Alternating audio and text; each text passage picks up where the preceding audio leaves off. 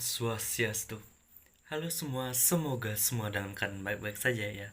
Nah, kali ini saya akan menjelaskan atau menjawab pertanyaan tentang Sumpah Pemuda dan Jati Diri Keindonesiaan. Sebelum itu, perkenalkan nama saya Inyoman Sucitra Nanda Kusuma, nomor absen 5 dari kelas 11 MIPA 9. Baiklah, kita menuju ke pertanyaannya. Yang pertama, latar belakang Sumpah Pemuda.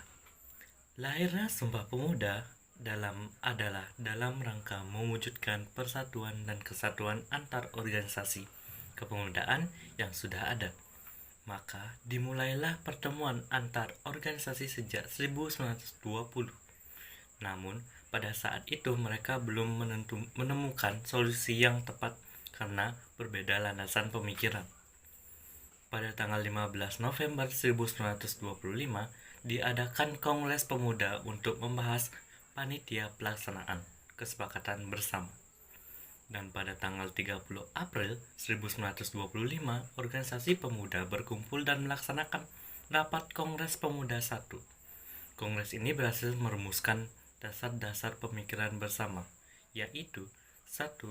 Kemerdekaan Indonesia merupakan cita-cita bersama seluruh pemuda Indonesia. Kedua, seluruh organisasi kepemudaan bertujuan untuk menggalang persatuan para pemuda, kemudian menyelenggarakan Kongres Pemuda II pada tanggal 26 sampai 28 Oktober.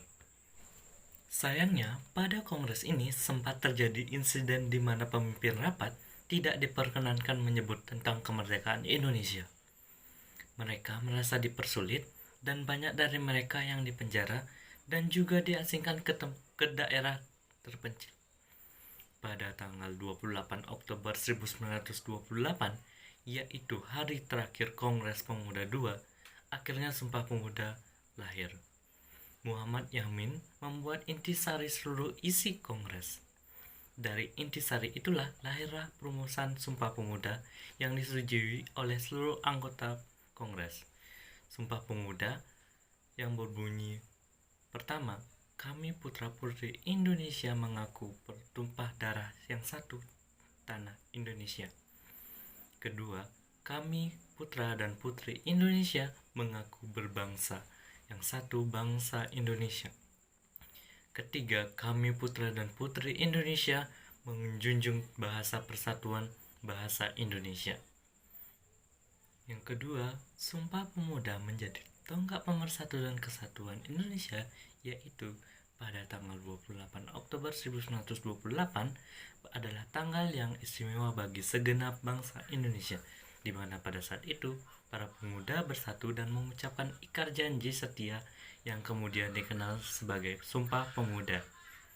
Sumpah Pemuda menjadi pondasi terbentuknya semangat pemersatu bangsa Indonesia yang pada kala itu masih dikuasai oleh penjajah, hingga perlu adanya suatu formulasi mengenai pemersatu bangsa dan menumbuhkan rasa nasionalisme cinta Indonesia yang kuat untuk meraih kebebasan dari belenggu kolonialisme.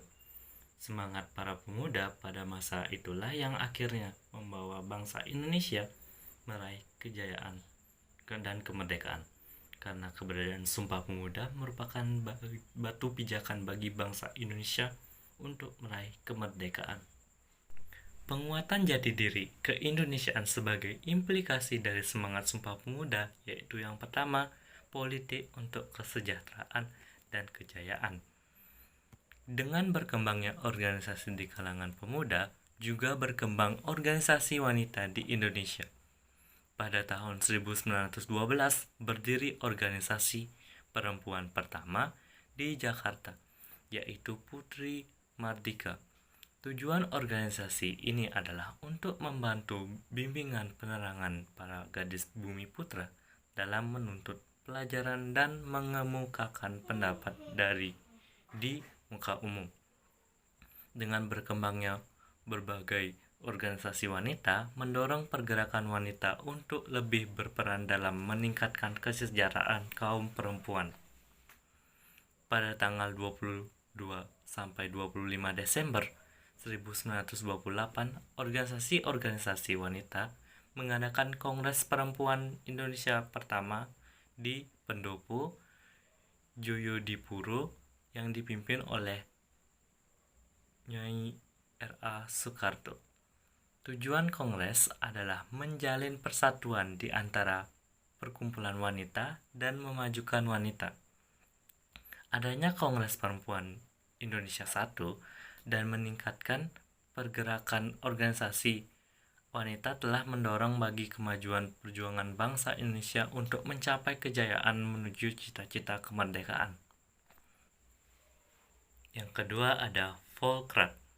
Untuk melanjutkan perjuangan, pada bulan Januari 1930 di Jakarta dibentuk fraksi baru dalam Volkrat yang bernama Fraksi Nasional, bertujuan untuk menjamin kemerdekaan Indonesia dalam waktu yang sesingkat-singkatnya. Petisi Sutarjo pada tanggal 15 Juli 1939 dalam sidang Volkrat sempat menimbulkan kekacauan. Petisi tersebut menyuarakan mengenai kurang giatnya pergerakan nasional karena tidak adanya saling pengertian dari pihak pemerintah. Lalu yang ketiga ada nasionalisme yang revolusioner. Pernyataan Sumpah Pemuda membawa dampak yang luas pada masyarakat untuk menumbuhkan nasionalisme yang kuat. PNI bersifat revolusioner. Partai Nasional Indonesia yang berdiri pada tanggal 4 Juli 1927 terus menggelorakan program-program perjuangan. PNI terus melancarkan kritik tajam terhadap kekejaman kolonialisme dan imperialisme. Oleh karena itu, PNI di bawah Insinyur Soekarno terus mendapat tekanan dari Belanda, sehingga Insinyur Soekarno ditangkap dan diadili. Keempat, Gabungan Politik Indonesia atau GAPI. Dengan kegagalan petisi Sutarjo mendorong gagasan untuk menggabungkan organisasi politik dalam suatu bentuk federal. Adapun alasan dibentuk GAPI adalah adanya situasi internasional akibat meningkatnya pengaruh fasisme, juga sikap pemerintah kolonial yang kurang memperhatikan kepentingan bangsa Indonesia. Lalu yang terakhir ada berakhirnya pemerintahan kolonial. Menjelang masa pemerintahan kolonial berakhir, berbagai bentuk pergerakan nasional dapat dikontrol oleh pemerintahan kolonial. Dengan masuknya Bumiputra sebagai anggota Volkrat, tidak berarti kaum Bumiputra diberi hak penuh untuk menyuarakan pendapatnya.